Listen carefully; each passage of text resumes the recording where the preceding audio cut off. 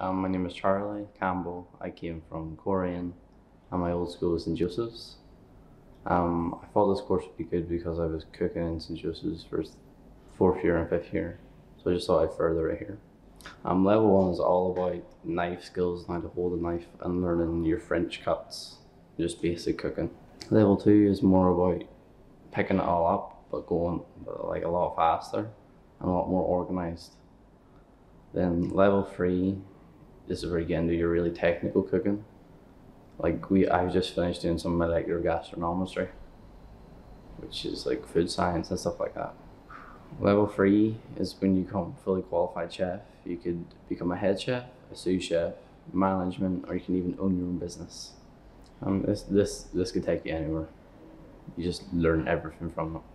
I want to go to London myself, so I'm gonna try and get there next year. But yeah, you could work on a cruise ship. You could travel the world with it. I intend to learn the trade for another 5-10 years, then try and become a private chef. Yes, I definitely recommend this course to anyone who loves cooking.